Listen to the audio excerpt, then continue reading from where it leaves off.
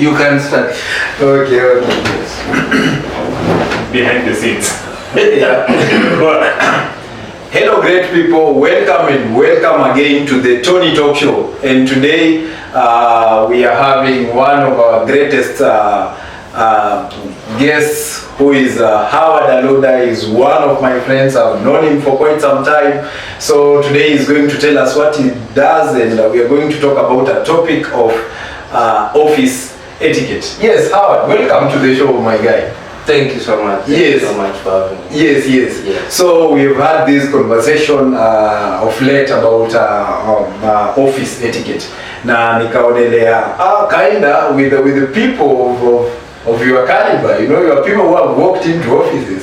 So I wanted to know what's your perspective towards the treatment that you get in offices, the kind of acceptance, the kind of reception that you get in offices. Unajua ukitembea kwa hizi ofisi kuna vitu zinatendeka, so nimetaka nione your view, and you can tell one of these guys hapa nje what's your view about office etiquette.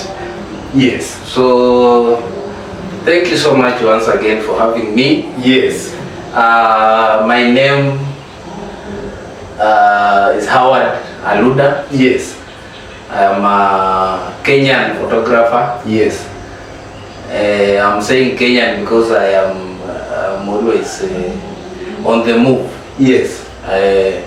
I'm also an ICT consultant. Mm-hmm. Yes.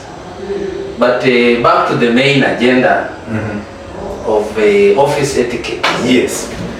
We have been, all of us have had an interaction with either a public office or a private office. Yes. And one of the biggest things you will notice is how you are treated in these two factions. Yes. One, you will be treated with the highest esteem. The other one will be treated depending on who you are. Yes. And how you have come. Yes. So at this moment, and not that we are criticizing anyone or talking about anyone specific, but we are just talking about the general behavior of some of the people who work in public offices, to be specific. Yes. I have happened to be in one office recently. Yes. You are saying one office, it means you have had an interaction of so many offices. Yes. For to avoid the conflict of interest or something. Yeah. I won't mention the exact office. Yes. But I would say the way I came and the way I appeared with my commanding style of walking and body, and you know, taking the space. Yes. I was received with so much respect, and I was taken through all the processes. Within a few minutes, I was done. But look at a situation where someone who is not so good looking, and he has come. By so good looking, you mean is it the money you have, or is it the appearance? You know, by they could be not good looking, but they have the money. Yes. What can? But whoever is giving the poor treatment is giving it based on the looks, appearance, and how you present yourself. So sometimes the treatment comes from, we can blame it on ourselves. We can also blame it on whoever is giving the treatment. Yes. Because sometimes if you want to win these people, you have to come in a way that you are somebody. Yes. You have to look like you're somebody. Yes. So back to my point. If you go to a public place, utakutana na mostly front office Your front office is one of the most important parts of an organization, whether public or private. Yes. Whoever someone meets first, yes, will give them the impression of the whole organization. The image. The image. So mtu anakuja tu anamwambia hi, anakusalimia habari yako, then you find a lady ama a gent, and it's very unfortunate if it is a gent. Yes. Because I don't expect a gent to think with emotions. It is that is very bad. So they would just like they ignore you or something if they are doing something on their phone. So if you are this person who is easily acted by these things, you would definitely give a certain rating to that organization. Yes. And maybe you might not even end up getting the services that you wanted because of the reception. Yes. So this person will treat you in a way like you are not even supposed to be here, you're just wasting my time. But the truth is that these people don't get that it is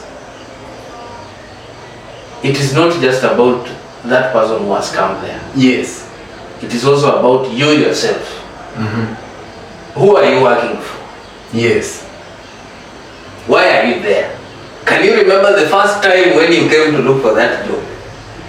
How humble you are. Can you remember how much you wanted to make a difference?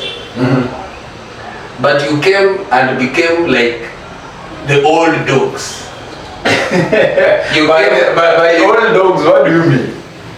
You came and inherited. Yes. I know what you're trying to get me to say. Because some of these old dogs can still bite. So I want to say. But some of these people came into these organizations with the right intentions. I recently watched a documentary of a certain given country where a youthful leader wanted to take over government, and he was complaining of when the current leader was once a freedom fighter in that country. And once he gained power, he completely changed and went back to the ways of the former. So he literally became the demon who was baptized in church.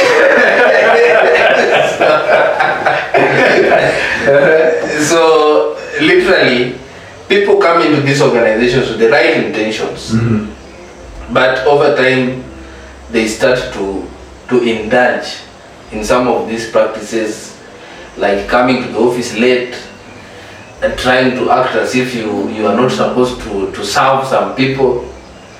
If I come to your organization and I truly don't know where a certain service is given, yes, it is your duty to. You cannot be you cannot be a receptionist and you want to act as a CEO. You know, you would give it a benefit of the doubt if a CEO looks at you, then just points you to another direction. Yes, yes. Like he's telling you, don't. But you cannot expect that from a receptionist. I mean, it's your work to show people where they are going, where the toilet is, where the food is served.